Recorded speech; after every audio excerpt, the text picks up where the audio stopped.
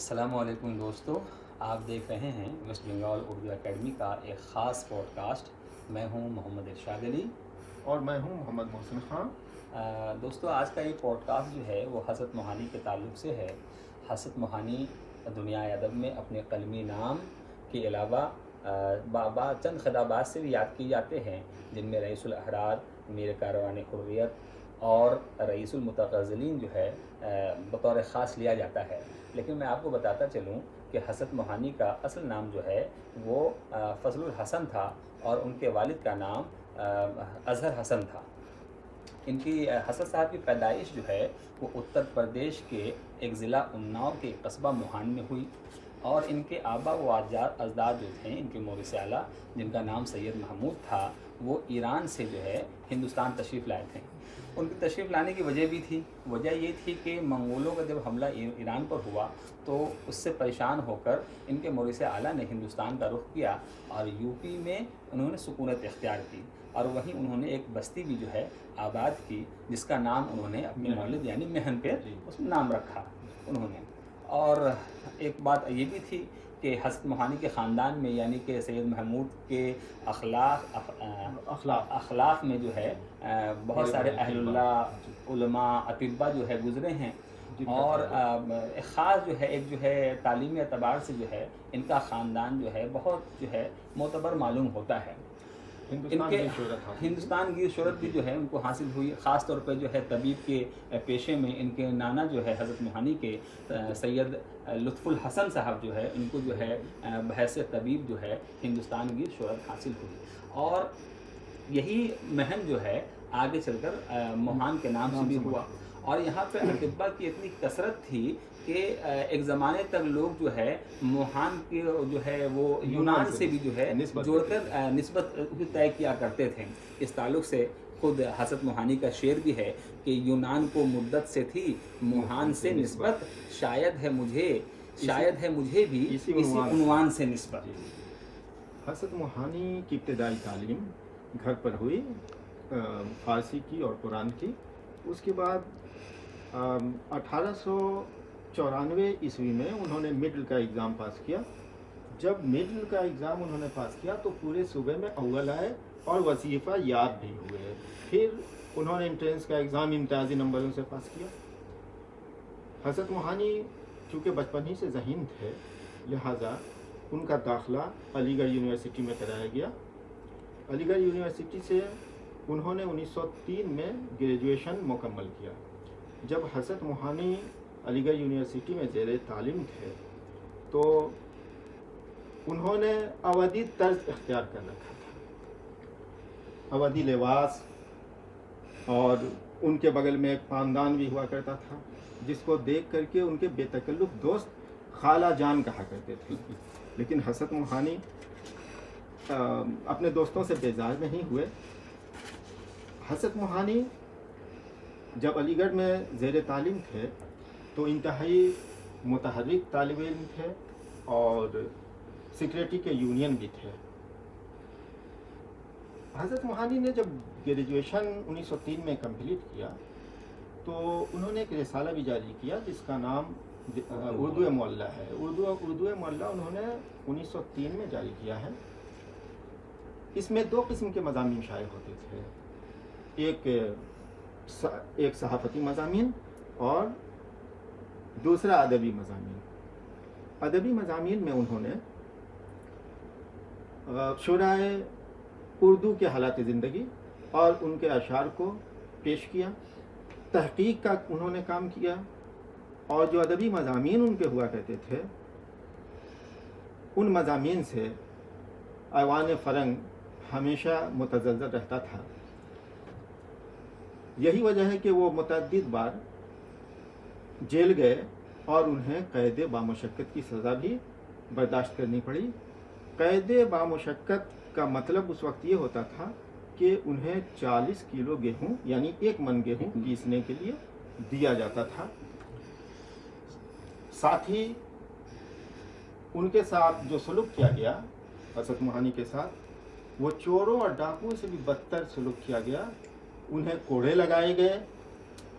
حسرت موہانی جب جیل میں قید تھے तो उस ज़माने का उनका एक शेर है कि है मशक़ सुखन जारी, चक्की की मशक्क़त भी, यकतुरफ़ा तमाशा है हसरत की तबीयत भी।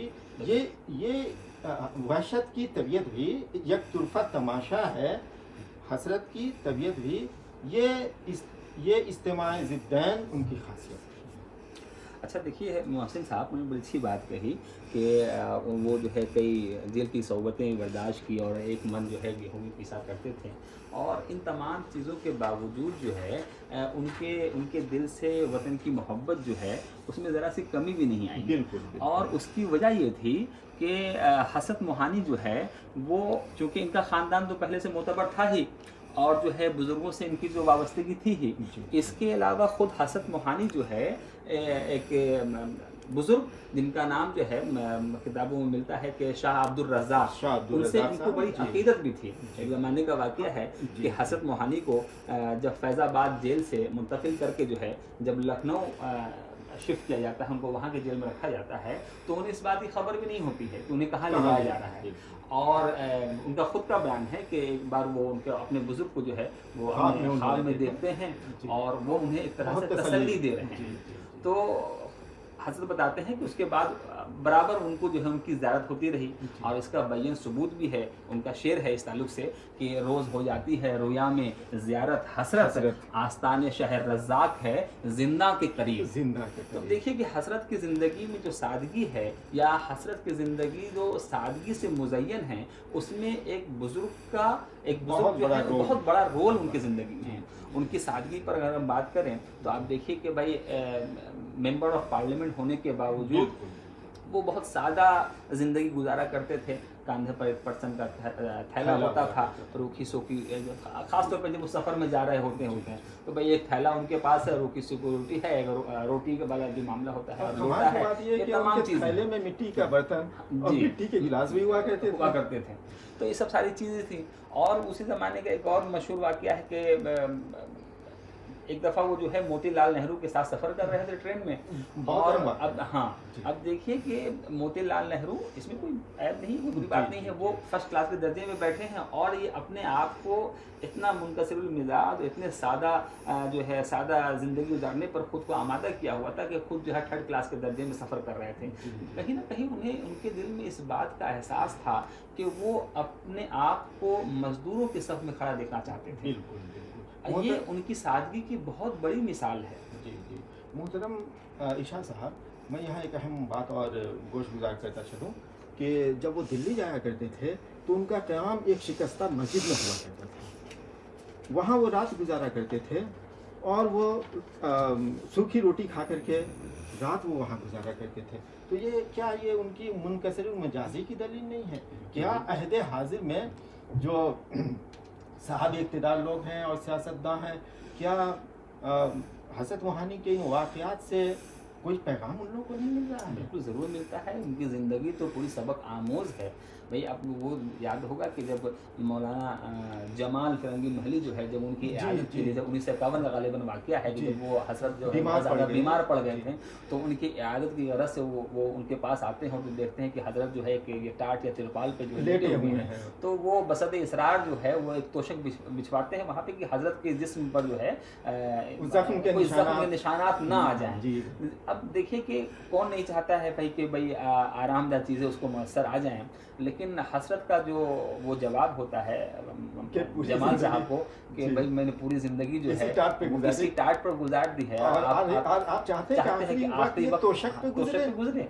आप सोचिए कि हमारे जो आज के सियासतदान हैं और जिस तरह की ज़िंदगी गुजार रहे हैं, इसमें कोई ये नहीं है कि बिल्कुल जो है गुजारें, लेकिन हसरत की ज़िंदगी से वो ज़रूर सबक लें कि हसरत ने अपने आप को किस ज़ुमरे में रखा, किस सफ़ में रखा।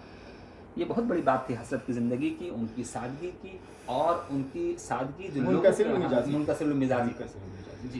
जी देखिए मोहसिन साहब, हसरत जो है बहस इंसान और बहसियत जो है शायर, सियासतदान और बहसियत सहाफ़ी, इन तमाम हवालों से हसरत को याद किया जाता रहा है। मेरा ख्याल है कि कुछ बातें हज़रत मोहानी की शायरी उनके हवाले से भी जो है कुछ गुफ्तगू है। देखिए हसरत मशहूर और मकबूल हैं अपनी मशहूर गज़ल रात दिन چپکے چپکے رات چپکے دن رات آنسو دن بہانا۔ آنسو بہانا یاد ہے، ہم کو اب تک عاشقی کا وہ زمانہ یاد ہے۔ لوگ زیادہ تر ان کی اسی غزل کی وجہ سے جانتے ہیں، چونکہ ان کی اس غزل کو فلموں میں بھی گایا گیا ہے، غزل سائیکی کے طور پر گایا گیا ہے، اس لیے شہرت سب سے زیادہ حسرت کو اسی غزل کی وجہ سے ملی۔ لیکن حسرت کے یہاں اس کے علاوہ ہی بہت کچھ ہے۔ حسرت خالص غزل گو ہیں، ان کی غزل میں محبوب کا تصور بھی ہے۔ ان سے پہلے بھی بہت سارے جید غزل گو گزرے ہیں، اور ان کے ہم عصر بھی ان کے ہم عصر بھی غزل گوئی میں اعلیٰ معیار رکھتے ہیں، لیکن ان تمام کے درمیان حسرت موہانی کی آواز منفرد ہے، اس لیے کہ حسرت غزل کا سہارا غزل ہی سے لیتے ہیں، کسی اور سے نہیں۔ بہت اچھی بات کہی آپ نے، حسرت غزل کا سہارا غزل ہی سے لیتے ہیں۔ جی جی بالکل۔ تو یہاں ہم دیکھتے ہیں کہ حسرت موہانی نے گویا غزل میں تجدید سے کام لیا ہے، اس لیے کہ انہوں نے اس زمانے میں مولانا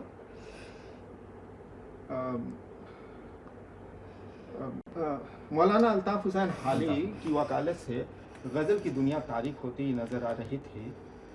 حسرت موہانی نے اس ڈوبتی ہوئی غزل کو نکال کر کے ایک ایسے دھارے پر لگا دیا کہ غزل بذات خود اپنی بقا کا سامان پیدا کر لے، اور اس کے سرخیل حسرت موہانی ہی تھے۔ یہاں مجھے مجنو گورکھپوری کی بات یاد آ رہی ہے۔ انہوں نے کہا کہ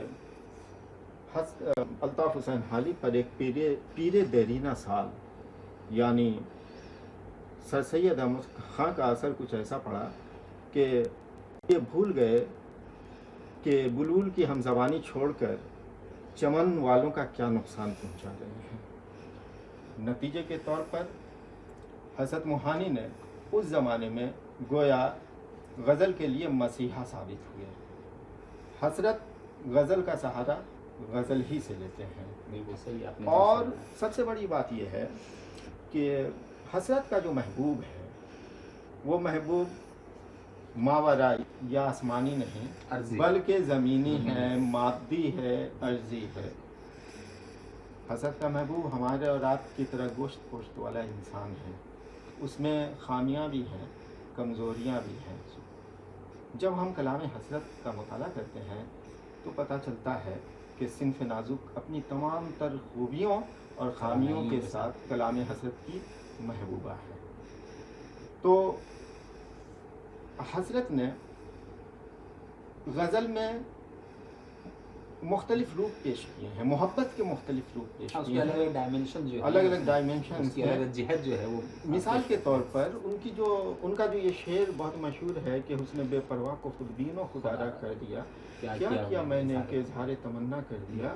اس سے جو تصویر بنتی ہے یوں محسوس ہوتا ہے کہ حسرت کا محبوب کوئی البیلا یا حسرت کے محبوب میں چلبلا پن یا کچھ الہڑ پن موجود ہے، اس لیے کہ حسرت کا محبوب جب اپنے حسن سے بیگانہ تھا تو اسے معلوم نہیں تھا، وہ اپنے حسن سے ناآشنا تھا، لیکن جیسے ہی حسرت موہانی نے اپنی محبت کا اظہار کیا تو وہ اجتناب برتنا شروع کیا، حسرت کا محبوب اجتناب برتنا شروع کیا۔ تو ہم دیکھتے ہیں کہ اس قسم کی تصویر ان کے یہاں ابھرتی ہوئی دکھائی دیتی ہے۔ حسرت موہانی محبوب کے مختلف روپ کو اپنی غزلوں میں پیش کرتے ہیں۔ بہت سارے اشعار اس ضمن میں ہمیں ملتے ہیں، مثال کے طور پر ایک ہی بار ہوئی وجہ گرفتاری دل، ایک ہی بار ہوئی وجہ ستمگاری دل، التفات ان کی نگاہوں نے دوبارہ نہ کیا۔ حسرت موہانی اپنے محبوب کی بے وفائی سے بھی نالاں ہیں، کہتے ہیں توڑ کر عہد کرم ناشنا ہو جائیے، بندہ پرور جائیے، اچھا خفا ہو ये अच्छा, ये भी बड़े कमाल की बात है कि हज़रत ने हज़रत का महबूब जो है, जैसा कि आपने कहा वाक़ई कि वो ज़मीनी है, ज़मीनी गोश्त का है। जी, जी। और हज़रत जो है अपने महबूब का जो है उसका सरापा सरापा, जो उसका बयान करते हैं। क़द्र-ओ-क़ामत, ये तमाम जी। चीज़ें जो है वो मावराई नहीं हैं, बल्कि हमारे ज़मीन से ताल्लुक़ रखती हैं। अच्छा, उनकी शायरी में जो है एक तरह के तरीके से हम कह लें कि भई मंज़रकशी या ड्रामाई अनासिर, या यूँ कहिए कि भई जो पैकर तराशी का मामला होता है, तमाम चीज़ें उनकी शायरी में जो है महबूब के तवज्जुह से हमको नज़र आती हैं। अब देखिए हसन साहब का बहुत मशहूर शेर है कि आईने में देख रहे थे वो बहारे बहारे हुस्न, हुस्न, आया मेरा ख्याल तो शर्मा के रह गए। अब तसव्वुर कीजिए किसी महबूब को आप खुद जो है कॉन्शियसली जो है शऊरी तौर पे जो है आप उसको गौर कीजिए, कोई शख्स है आईने के सामने महबूब खड़ा है जी। और वो बन रहा है, संवर रहा है, लेकिन अचानक उसके अंदर जो है एक शर्म वाली कैफियत पैदा होती है, तो पूरा मंजर जो है साफ होता हुआ नज़र आता है। और ये शेर हमको लगता है कि वाकई हसरत ने जो है किस तख़य्युल किस ख़याल में रहकर जो है उन्होंने इस तरह का शेर कहा होगा कि आईने में देख रहे थे वो बहारे हुस्न। इरशाद साहब, यहाँ दरअसल एक नुक्ता ये भी है कि हज़रत मोहानी ने तस्लीम की शागिर्दी इख्तियार की थी, जी, और तस्लीम नसीम के शागिर्द हैं, और नसीम का सिलसिला तलम्मुज़ मोमिन से मोमिन जाकर के से मिलता है। तो कलाम हसरत का जब मुताला कीजिएगा तो एक तरफ देखते हैं कि हसरत का दिल गालिब, मुसफ़ी और मीर की तरफ खींचता है, तो दूसरी तरफ नसीम और जो है दूसरी तरफ हम देखते हैं कि उनका दिल हसरत की तरफ, उनका दिल जुरत की तरफ, रंगीन की तरफ खींचता है, इंशाअल्लाह खाइंशा की तरफ खींचता है। यही वजह है उन्होंने अपने एक शेर में कहा था कि हसरत ये वो गज़ल है जिसे सुन के सब कहें मोमिन से अपने रंग को तूने मिला दिया। बिल्कुल बिल्कुल सही बात है कि हसरत की शायरी में जो है हमें दूसरे शोरा का जो है जो रंग हमको झलकता है, लेकिन उस अपनाइयत के बावजूद हसरत का जो अंदाज़ है उस पर गालिब नज़र आता है। हसरत ने गरचे भले उन्होंने इन तमाम शोरा का जिक्र किया है, बल्कि उनकी जो गज़ल है इंफरादी रंग है, हाँ जिस गज़ल का आपने जो जिक्र किया, उनकी जो जेल के ताल्लुक से कि है मशक़ सुफ़नजारी, चक्की की मशक्क़त भी यकतुर तमाशा है हसरत की तबीयत की। तो अब देखिए कि इसी गज़ल का जो आखिरी शेर है उसमें कई शोरा के उन्होंने नाम ले लिए हैं।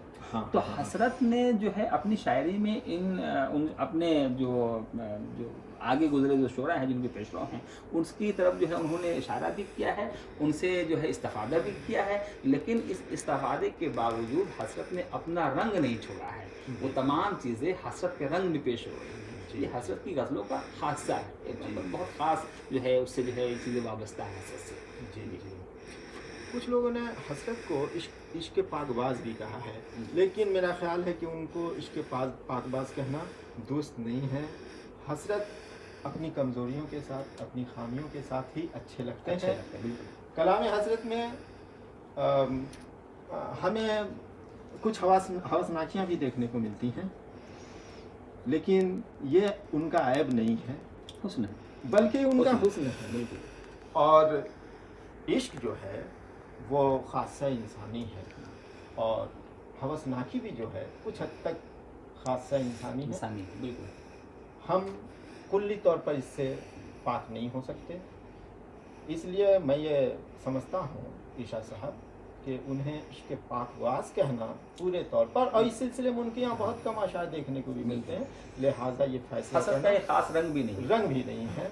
और दफ़ा तो मोहसिन साहब मुझे ऐसा लगता है कि हसरत की शायरी को पढ़ते वक्त ख़ास तौर पे रोमानी शायरी का जब भी मैं मुताला करता हूँ तो मुझे ऐसा लगता है कि हसरत का जो महबूब है वो बिल्कुल जो है नेक और जो है बहुत ही पाकबाज इस तरह का उनका महबूब है।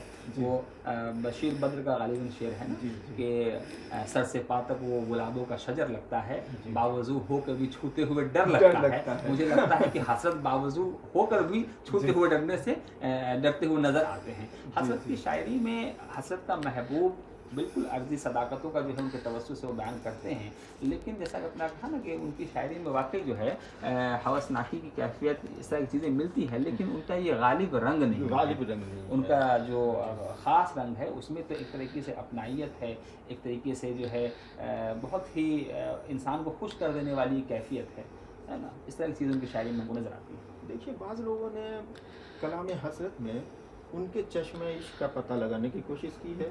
जलील किदवाई का जिक्र इस सिलसिले में आता है। उन्होंने ये वाज़े करने की कोशिश की है कि हज़रत का जो चश्मा इश्क है वो दरअसल इसका सिलसिला उनकी बेगम उनकी बेगम नशातुन्निसा हसद से जाकर के मिलता है, क्योंकि वो बिन्ते अम थीं और हज़रत को उनसे मोहब्बत थी, जज्बाती मोहब्बत थी, लिहाजा जब वो उनकी निकाह में आ गई तो खालिस हसरत का रुख उनकी तरफ मुड़ जाता है। इस सिलसिले में उनका एक शेर भी बहुत मशहूर है कि आशिकी का हौसला बेकार है तेरे बगैर। ये जब वो इंतकाल कर गई, इंतकाल जब कर गई तो उन्होंने ये शेर कहा था कि आशिकी का हौसला बेकार है तेरे बगैर, आरज़ू को ज़िंदगी दुश्वार है तेरे बगैर। इशा साहब आप बताएं, अहद हाज़िर में ऐसे कितने लोग होंगे जिन्होंने अपनी बेगम को इस तरह मुखातिब किया हो?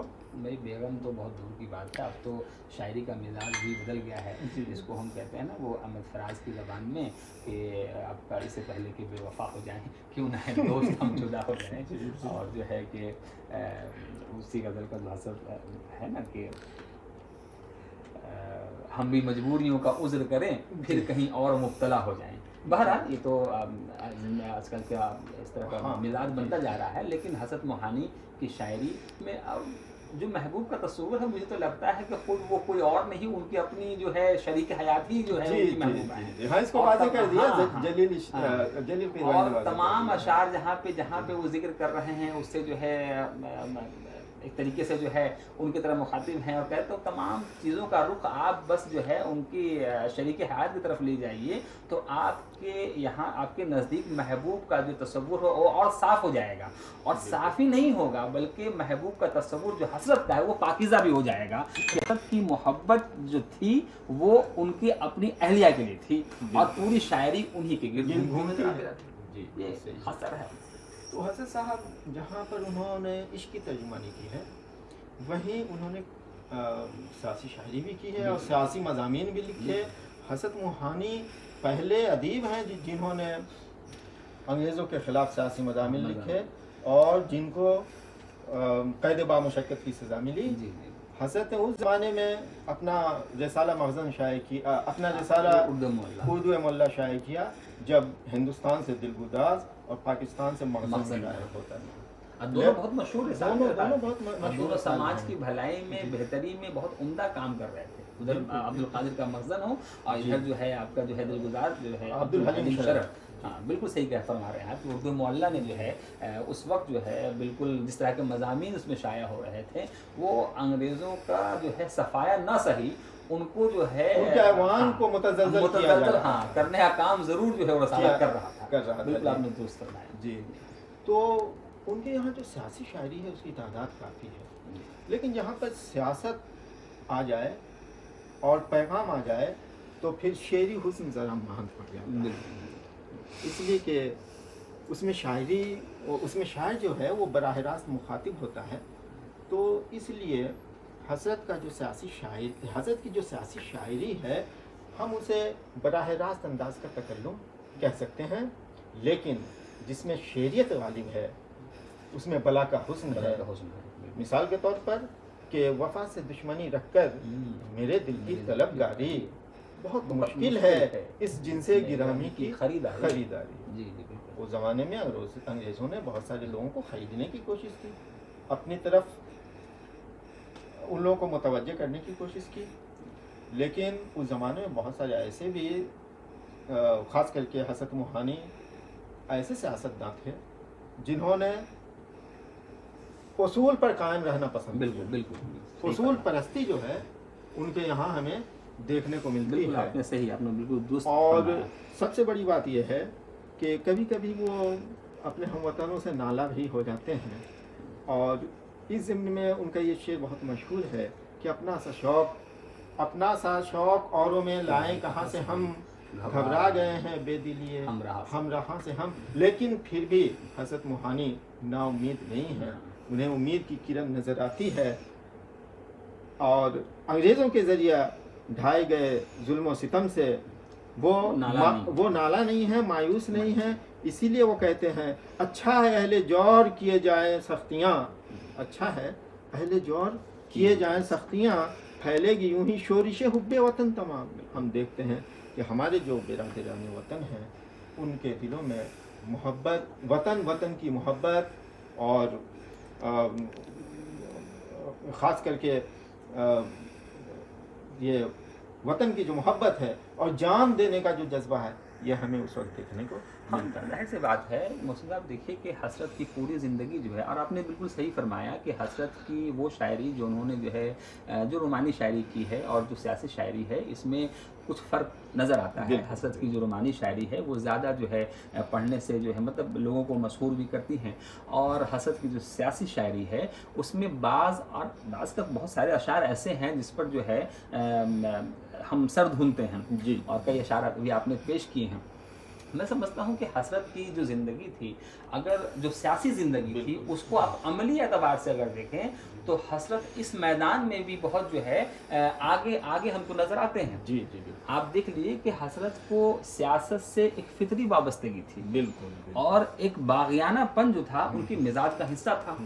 अभी हम वो शेर का फिक्र और- जो है और वो दिल- वो जिक्र हो रहा है जी। कि है मशक़ सुखनजारी, जी। चक्की की मशक्क़त भी एक तुरफा तमाशा है, हसरत की तबीयत भी। ये तुरफा तमाशा ही तो था कि वो किसी एक तंजीम या किसी एक पार्टी से मुंसलिक नहीं रहते थे। और इस अलहदगी की सबसे बड़ी वजह ये थी कि हसरत के दिल में मोहब्बत, उनसियत अगर थी तो इस मुल्क के अवाम के तई थी, और वो जहाँ इस अवाम का फ़ायदा जिस तंजीम में, जिस पार्टी में उनको नज़र आता था, वो उससे जुड़ जाया करते थे। शुरुआती दौर में तो वो कांग्रेस से जुड़े रहे, जब तक जो है बाल गंगाधर तिलक की जो है सरबराही उनकी थी, तो उन्होंने कांग्रेस को छोड़ा और जो है फिर जो है उन्होंने दूसरे पार्टी का रुख इख्तियार वो किया। पार्टी शिद्दत पसंद पार्टी, शिद्दत पसंद पार्टी थी, जी, मतलब पार्टी को उन्होंने छोड़ दिया। अच्छा, ये भी कमाल की बात है कि उन्होंने उस पार्टी का इंतखाब किया जो शिद्दत पसंद एक्सट्रीमिस्ट जो थी, उस पार्टी का तो इंतखाब पता किया। चलता है कि उनके यहाँ बागियानापन है। बिल्कुल। जी, तो जी। अब फिर वहाँ से निकलने के बाद उन्होंने कम्युनिस्ट का भी जो रास्ता जो है इख्तियार किया, मुस्लिम लीग की तरफ भी गए। अगर इसके आप एक शख्स को एक पार्टी खाने में से रख कर खाने में नहीं रख कर नहीं देख देख सकते सकते हैं। हाँ, आप उनको ऐसे देखिए कि हसरत के किसी भी पार्टी से मुंसलिक होने की जो वजह थी, वो बहुत बड़ी वजह ये थी कि वो आवाम का भला चाहते थे। यही वजह है कि उन्होंने हर उन सी महफिलों में जाना जो है ज़रूरी समझा जहां उन्हें महसूस हुआ कि यहाँ पर वो आवाम के लिए कुछ बेहतर कर सकते थे। जी।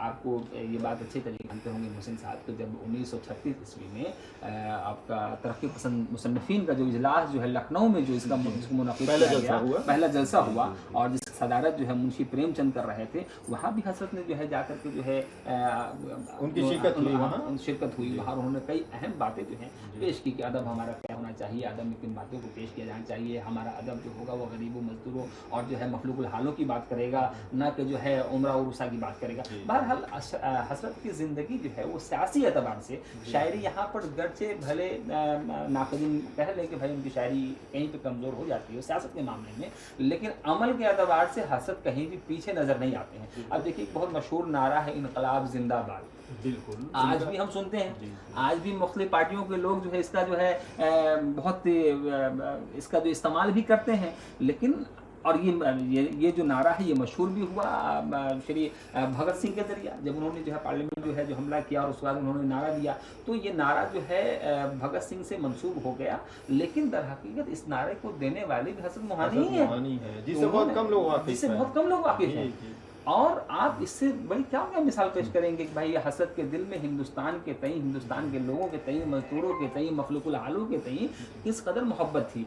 आप उनकी मोहब्बत का अंदाज़ा इस बात से भी लगा सकते हैं कि बहैसियत मुसलमान उन्होंने कई हज किया, लेकिन हज करने के बाद वो आते और क्या मथुरा वृंदावन का जो है वो चक्कर भी लगाते, वहाँ हाजी भी लगाते। उन्हें कृष्ण जी से मोहब्बत थी, तो उन्हें श्री राम से मोहब्बत थी, बिल्कुल और खास करके उन्होंने नज़में भी लिखी। मैं शाह साहब आपको मैं बताऊं, हिंदुस्तान से इतनी उनको मोहब्बत थी कि जब वो मदीना तशरीफ़ ले गए तो उन्होंने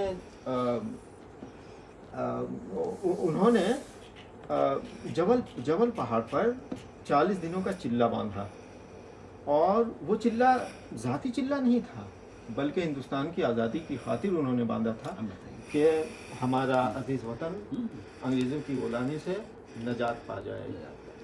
और साथ ही यहाँ एक बात मैं और अर्ज़ कर दूँ इशा साहब کہ 1921 عیسوی میں جب ایک طرف کانگریس پارٹی اور دوسری طرف مسلم لیگ کا جلسہ ہو رہا تھا، تو اسی وقت انہوں نے ہندوستان کی مکمل آزادی کا ریزولوشن پاس بالکل کیا بالکل پورن سوراج کا جو جی، جی۔ ریزولوشن تھا انہوں نے واقعی پاس انہوں نے کیا پیش کیا تھا، اور اس زمانے میں اس طرح کے چیزوں کو جو ہے آپ کا کہنا پیش کرنا، پورن سوراج کا مطالبہ کرنا، یہ اس سے پہلے کا تصور ہی نہیں تھا، بالکل اور اس یہ زمانے میں حسرت اس کام کو کر رہے ہیں. کر رہے تھے۔ جی جی